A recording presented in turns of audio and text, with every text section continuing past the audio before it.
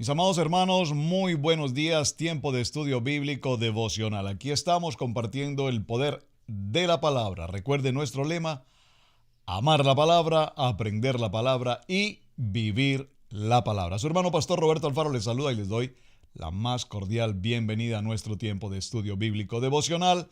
Gracias a todos los hermanos que nos acompañan a través de radiogénesis.tv, a través de Vivo para Cristo TV. Bendiciones para todos ustedes, hermanos, allí en Suecia, Estocolmo, y todos nuestros videos a través de Radio Génesis 128 en el portal de YouTube. Allí los encuentra disponibles todo el tiempo. Muy bien, estamos avanzando en el tema de las plagas en Egipto. Muchísimas gracias por sus respuestas a las tareas. Muchísimas gracias por sus apreciaciones, sus preguntas, sus inquietudes.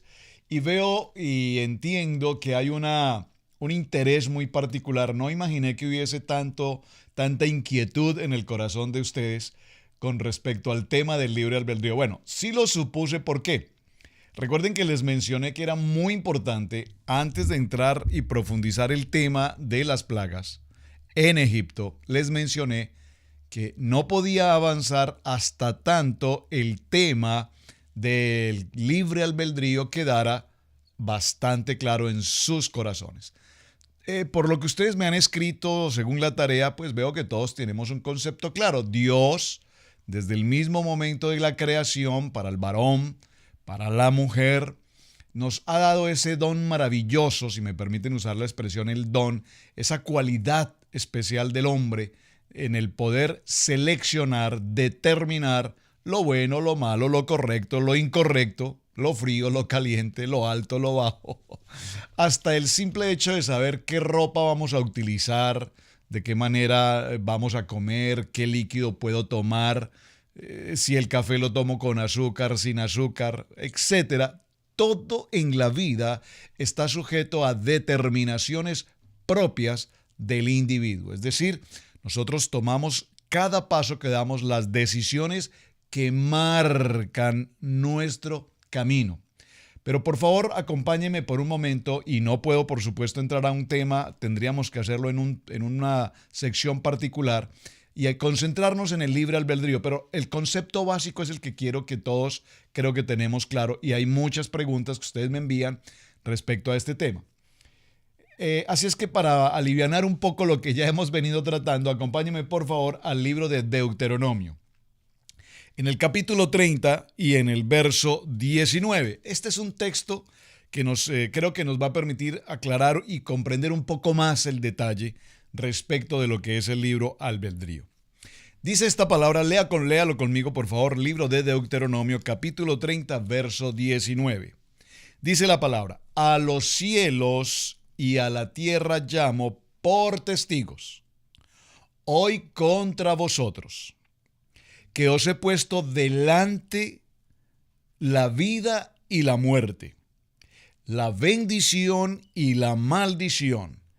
Escoge pues la vida para que vivas tú y tu descendencia, amando a Yahweh tu Dios, atendiendo su voz y siguiéndole a Él, porque Él es vida para ti y prolongación de tus días, a fin de que habites sobre la tierra que juró Yahweh a tus padres, Abraham, Isaac y Jacob, que les había de dar.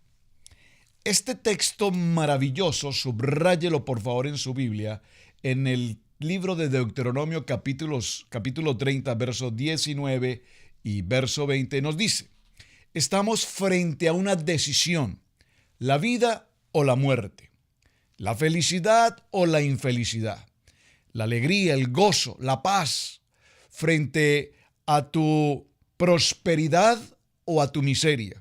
Y observen que aquí hay una palabra muy interesante. Humildad no la podemos confundir de ninguna manera con pobreza. Es que esa persona es tan humilde. Oh, sí, ¿y por qué es tan humilde? Bueno, porque mira sus zapatos rotos, su saco cosido por todas partes. No es humildad.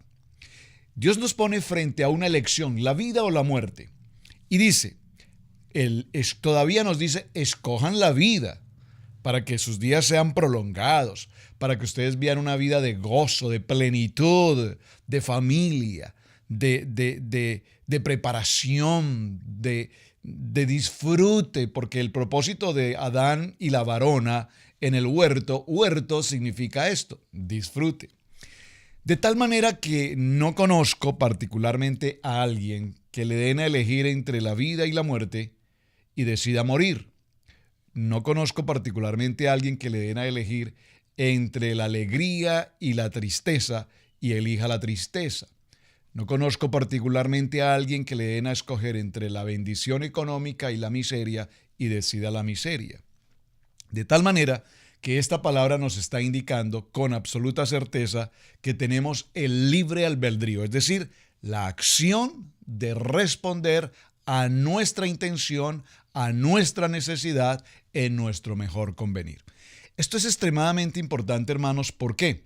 Porque sin lugar a dudas, el mundo está hoy como está precisamente como consecuencia del libre albedrío. Es decir, lo que es malo lo llaman bueno, lo que es bueno y sagrado lo llaman malo, de tal manera que tú tienes que elegir a quién sirves. ¿Sirves a Dios Todopoderoso o decides elegir el mundo, sus placeres, sus vanidades, sus comodidades, sus disfrutes, su pecaminosidad? Tenemos esa decisión de elegir. Y observen que en este texto hay una palabra que quiero subrayar y dice, amando a Yahweh tu Dios, atendiendo su voz y siguiéndole a él, porque Él es vida y prolongación de tus días, a fin de que habites sobre la tierra que juró a tus padres. Es decir, aquí la palabra es obedecer, obediencia.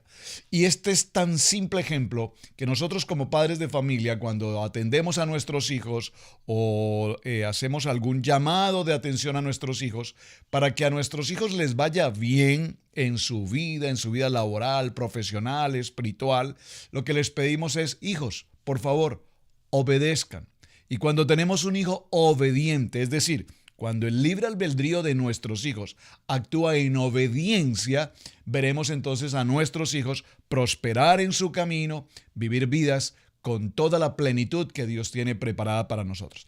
Este paréntesis en el tema, solo para que reflexionemos, porque repito, he notado, según los escritos que ustedes me envían, sus mensajes, he notado que respecto al tema del libre albedrío hay muchas cosas que tratar y, por supuesto, tenemos muchas cosas que tratar.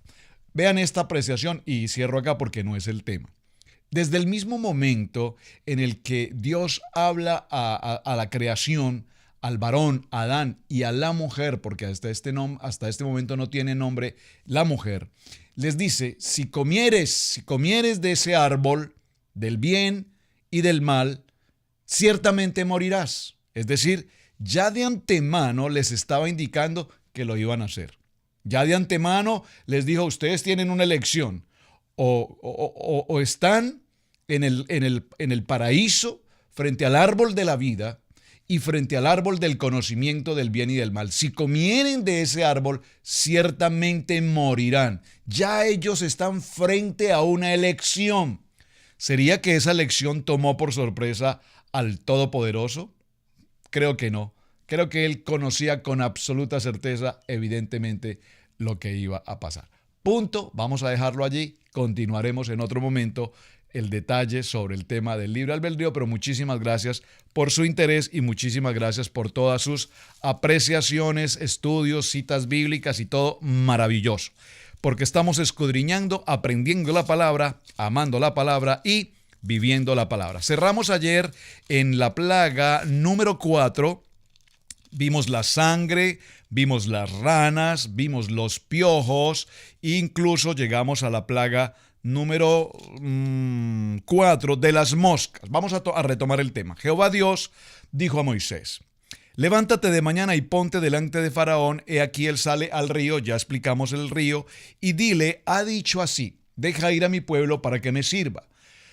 En el verso 22, para que retomemos nuestro tema ayer, Y aquel día, dice el Señor, yo apartaré la tierra de Gosén en la cual habita mi pueblo para que ninguna clase de moscas haya en ella, a fin de que sepas que yo soy Jehová en medio de la tierra. Recordemos que Génesis capítulo 28, verso 15 nos da una palabra maravillosa al respecto y nos dice, he aquí, yo estoy contigo y te guardaré por donde quiera que fueres. Esta palabra es muy grande, muy poderosa. ¿Por qué? Porque ya Dios tenía una palabra, una promesa de que el pueblo de Israel, mi pueblo, mi primogénito, dice Yahweh, yo estaré con él, yo lo protegeré, yo lo cuidaré. Y esta es una promesa viva. Esta es una promesa que tenemos hoy en nuestro diario vivir. Entonces, ustedes me han enviado algunos mensajes, estoy pasando por una prueba, estoy pasando por un desierto, me encuentro en tribulación, me encuentro frente a una crisis, estoy pasando por un momento tormentoso, etcétera. Gracias por su confianza. ¿Y qué les he podido contestar a quienes he podido enviar un mensaje? Les he dicho, mis amados hermanos, ¿tienes una promesa de vida en tu corazón?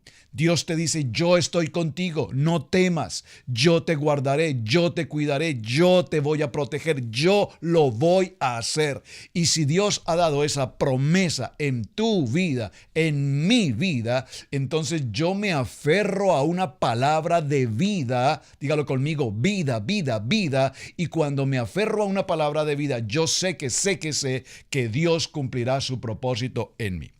Ahora, interesante este aspecto de las moscas, repito, lo vimos el día de ayer, porque las moscas en sí como tal, ellas representan contaminación. Es decir, ellas representan putrefacción, el mal olor, la descomposición. ¿Y qué nos está indicando esto en nuestra vida actual en el día de hoy?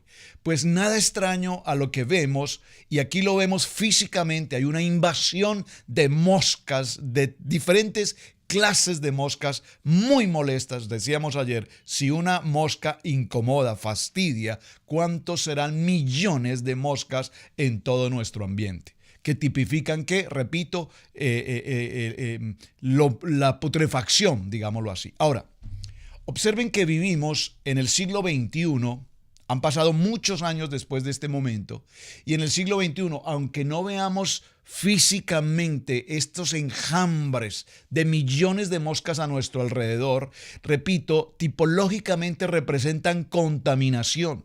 Pero estamos viviendo en un mundo total y absolutamente contaminado. No solamente contaminado desde el punto de vista de la contaminación del aire, sino contaminado desde el punto de vista de todo cuanto nos rodea. Estamos rodeados de ciudades de pecado, estamos rodeados de inmundicia en todo el sentido de la palabra pecaminosa, estamos rodeados de homosexualismo, estamos rodeados de prostitución, estamos rodeados de narcotráfico, de guerras, de pandillas, de todo tipo de bajezas de la humanidad. Estamos rodeados de todo tipo de contaminación, es decir, las tierras en las que estamos ahora, en todas las naciones, a su entorno, están llenas de enjambres de moscas, porque todo a nuestro alrededor está absolutamente putrefacto, contaminado. Esa plaga la tenemos hoy presente justo al lado nuestro y parece ser que no nos interesa. Es decir, caminamos como quien camina diariamente y respiramos como quien respira diariamente, pero no le damos importancia a la contaminación que está a nuestro alrededor. La televisión, el internet, los medios de comunicación totalmente putrefactos, totalmente contaminados. Nuestros niños, con la facilidad que tienen hoy a través de las redes sociales, tienen tanto acceso al mundo, a la contaminación, que apenas niños muy pequeños de 3, 4, 5, 7 años, los padres, para evitar ocuparse de ellos, le facilitan el celular, le facilitan la tablet, le facilitan los medios para que se contaminen de toda esta contaminación que tenemos hoy en la modernidad. Es decir, que esta plaga de las moscas, que repito, no la estamos viendo físicamente, está precisamente a nuestro alrededor, en nuestro entorno. Así es que aquí vivimos en esta circunstancia que hay una segunda proposición de Faraón a Moisés diciéndole: yo os dejaré ir para que ofrezcáis sacrificio a Jehová vuestro Dios en el desierto, con tal que no vayáis más lejos. No olviden, tenemos una tarea, los 3 días. Gracias, ya quienes han contestado, excelente. Estos 3 días son extraordinariamente proféticos e importantes. Recordemos, por supuesto, que el libro de Shemot, el libro de Éxodo, nos habla de redención. Van muy bien con la tarea, pero voy a dejarles tal vez hasta mañana, porque hay aún personas que sé que van a contestar y les voy a dar la oportunidad. Quienes lo hicieron ya, muchísimas gracias. Vamos a avanzar. El verso 32 en el capítulo 8 nos dice: mas Faraón endureció aún esta vez su corazón y no dejó ir al pueblo. Observen, aquí estamos hablando, endurecer el corazón es que el libre albedrío, la libre elección que Faraón tenía ante esta situación, pues en este mismo momento ya no la tiene, porque Dios ha endurecido el corazón. Atención al cuadrito que estamos desarrollando. Yo ya tengo el mío aquí en mis notas. Espero que haya visibilidad suficiente para que usted lo pueda ver. En el primer cuadro, en la primera columna, aquí a mi costado derecho, tengo que las 3 primeras plagas, ¿cuáles son? Sangre, las ranas y los piojos, afectan directamente el agua. Atención, el agua. Todos estos elementos los vamos a ir clasificando en 3 grupos. Grupo número 1, grupo número 2, grupo número 3. Y obsérvense que las 10 plagas afectaron de manera directa cada uno de estos elementos. ¿Cuáles? Agua, tierra y aire. Así es que este es el cuadro que estoy desarrollando en mis notas. Quise traerlo para que ustedes tengan una idea y, por favor, no tiene que ser específicamente pero para que usted tenga una idea de lo que estamos haciendo. Ahora, vamos a establecer en cada una de estas plagas los detalles. ¿Cuál fue la vara que actuó en el caso de la sangre? Dijimos ayer, la vara de Aarón. ¿Qué pasó en el caso de las ranas? ¿Quién actuó? ¿Aarón o Moisés? ¿La vara o la mano? Y así sucesivamente en cada una de ellas. ¿Qué pasó? Vemos, por ejemplo, aquí en el caso que mencionamos de las moscas, que en este segundo caso de las moscas, ahora Faraón hace una segunda propuesta a Moisés y les dice: ok, los dejaré ir a adorar a su Dios siempre y cuando no se me vayan muy lejos. Interesante. Entonces este es nuestro cuadrito, usted lo puede ampliar en sus notas y lo vamos a ir desarrollando. Por supuesto necesitamos más espacio, porque en cada uno de los espacios, entre espacio y espacio, vamos a tomar nota de los detalles que vamos mencionando a continuación. Vámonos al capítulo 9 y a la plaga número 5.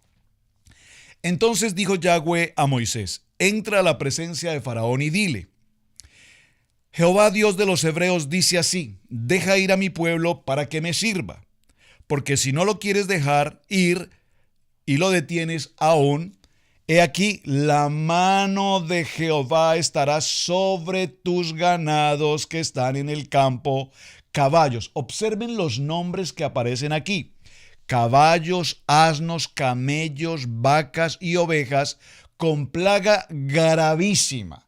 Recuerden que después de cada uno de los anuncios que hace Moisés a Faraón, a su vez le hace una advertencia. Y aquí dice: la mano de Yahweh estará sobre tus ganados que están en el campo, caballos, asnos, camellos, vacas y ovejas, con plagas gravísimas. Jehová hará separación entre los ganados de Israel y los ganados de Egipto, de modo que nada muera de todos los hijos de Israel. Amén. ¿Usted puede decir un amén? Espero que sí, porque lo estábamos mencionando hace unos días.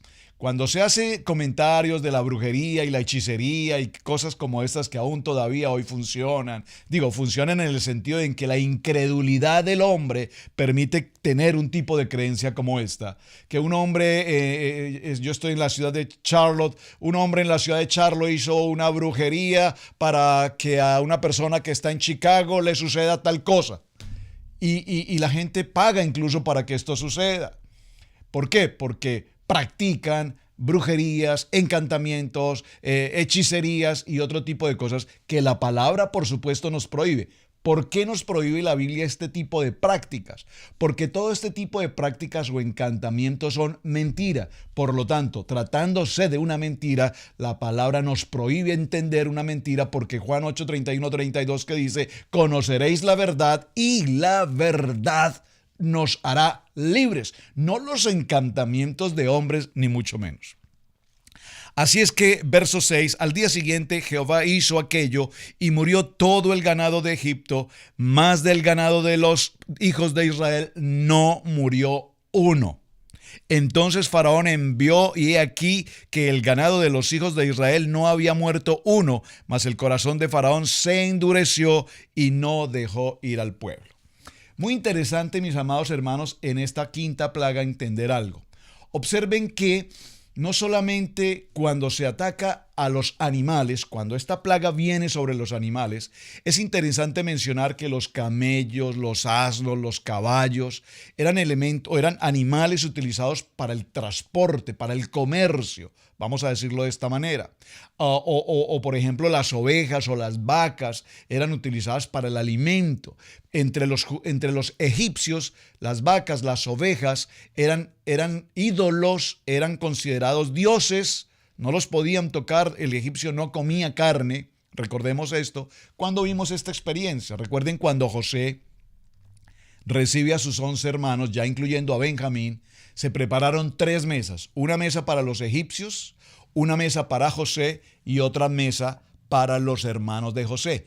En las mesas de José o de los hebreos, porque los egipcios así los llamaban, los hebreos, se servía carne. Mientras que en las mesas de los egipcios no podían o no comían la carne, toda vez que para ellos era abominación, además que consideraban a estos animales como animales dioses, como sucede en la India con las vacas sagradas y todas estas cosas. Ahora, observen que en esta intención de atacar a estos animales, Dios está haciendo algo importante y es que se ven afectados los transportes, se ven afectados los comercios, se ve afectado el alimento. Todo esto junto trae consigo una terrible descomposición. Es decir, si a lo que vamos viendo apenas hasta ahora, en nuestras primeras plagas encontramos sangre, el agua totalmente contaminada, el río Nilo, el dios de Egipto ahora está totalmente fuera de funcionamiento, sus aguas están absolutamente contaminadas, en sus aguas tenemos ahora peces muertos,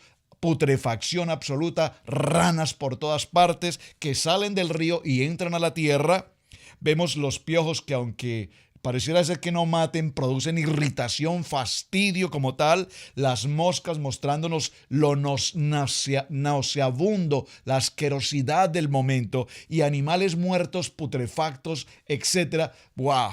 Observen este cuadro y observen este panorama. Si nosotros hiciésemos un dibujo gráfico de lo que hasta este momento estamos viendo en las primeras plagas, nos daríamos cuenta que esa zona, esa tierra en el que había tanta prosperidad, tanta idolatría, tanto egoísmo, tanta vanidad, etcétera, etcétera, etcétera, entonces ahora está sucumbida en una condición total y absolutamente decadente, en una condición absolutamente podríamos usar esa palabra, si me permiten decirlo, horrorosa. Es decir, que quien quisiera por un momento siquiera vivir en una nación como esta, total y absolutamente descompuesta. Apenas vamos en la número 5, la descomposición de los animales, e inmediatamente en el texto que llevamos aparece en el verso 8 la plaga número 6.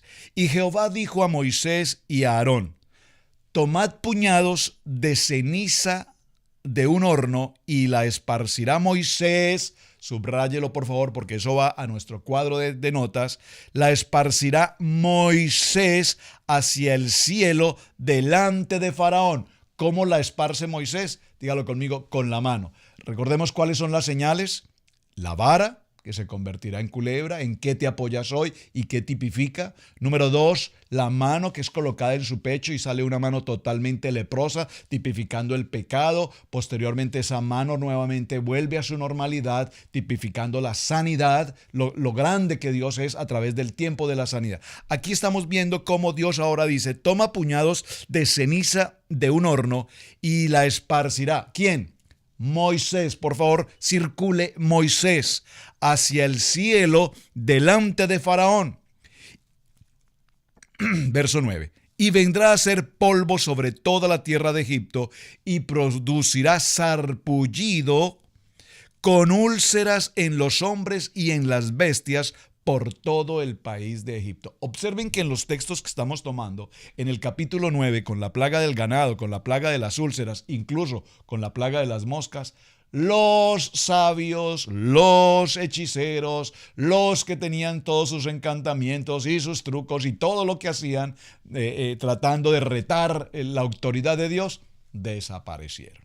Ahora aquí los vamos a encontrar en el capítulo 9, verso 8, ahora encontramos que todos los hombres en Egipto estaban llenos de úlceras, de llagas. ¿Qué cosa más terrible está sucediendo en este momento? ¿Y cómo se sucede? Todos estos animales descompuestos, peces, ranas y camellos, caballos, asnos, ovejas, vacas y en toda esta putrefacción, lo que hicieron entonces fue empezar a recoger todos estos escombros, todo esto y quemarlo. De toda esa quema de muerte quedan cenizas. Y ahora el Señor dice, de esos hornos de cenizas vas a tomar esa ceniza, lánzala hacia el cielo y se producirá un sarpullido y úlceras en todos los hombres como en las bestias. Y los hechiceros no podían estar delante de Moisés a causa del sarpullido. ¿Qué pasó con los magos? ¿Qué pasó con los hechiceros? ¿Qué pasó con los encantamientos? Pues hasta aquí les llegó su capacidad, su truco, su magia, cualquiera que sea, porque ahora ellos están llenos de sarpullido y de úlceras, porque hubo sarpullido en los hechiceros y en todos los egipcios. Pero Jehová endureció el corazón de Faraón y no los oyó como Jehová lo había dicho a Moisés. Avancemos. Bueno, creo que vamos a tener que llegar solamente hasta este punto porque el tiempo ya no nos avanza más. Pero sí quiero que recordemos algo muy interesante. En este texto que estamos desarrollando, en esta plaga número 6, nos daremos cuenta de algo muy interesante y permítame solo leer un texto que quiero mencionar respecto a esto. Las cenizas son los que quedan después de que algo ha sido quemado. Al fin, después de la quinta plaga, todos los recursos de Egipto habían sido juzgados. El agua, la tierra, el aire y los ganados fueron juzgados por Dios. Aquí hay algo muy interesante. Efectivamente, fue acabada, pero quedaron todavía cenizas de algún restante. ¿Qué menciona este estudio tan interesante? Todas esas cenizas. Usted recuerda un dicho popular que dice por allí, cuando hay una relación de pareja, un noviazgo, y repentinamente terminan esa relación, ¿qué decimos? Cenizas quedan. Y aún de las cenizas todavía puede prender el fuego. Y aquí lo que estamos viendo es que después de toda esa contaminación y después de quemar toda esa contaminación, hay cenizas. Estas cenizas que aún quedan, una vez fueron lanzadas al aire, ahora consigo traen sarpullido y úlcera. Es decir, que aún pensando que ya toda la putrefacción se había quemado y se había limpiado ese ambiente hostil, ese ambiente insoluble que vivía Egipto, aún en medio de todo esto, las cenizas todavía producen efecto, todavía ese pecado, aunque había sido quemada toda la inmundicia, aún todavía produce consecuencias. Bien, mis amados hermanos, vamos a dejarlo hasta este punto. El día de mañana continuaremos entonces con la plaga número 7 y hablaremos entonces del granizo. ¿Por qué es interesante? Porque granizo en el desierto parece que no es muy típico, pero lo vamos a ver. Recuerden 3 elementos: agua, tierra y aire. ¿Cómo afectaron cada una de estas plagas las diferentes posibilidades de la tierra? La tierra fue juzgada, el aire fue juzgado y por supuesto el agua también fue juzgada. Muy bien, mis amados hermanos, su hermano Pastor Roberto Alfaro les saluda. Les doy gracias por acompañarnos en este tiempo. Gracias por compartir el video. Muchísimas gracias por sus mensajes. Gracias por la tarea que tenemos pendiente. ¿Por qué era tan importante a 3 días de camino? A 3 días de camino. ¿Por qué Moisés insistía, necesitamos salir a 3 días de camino? Shalom, bendiciones y les espero mañana nuevamente aquí en nuestro tema con las 10 plagas en Egipto. Bendiciones.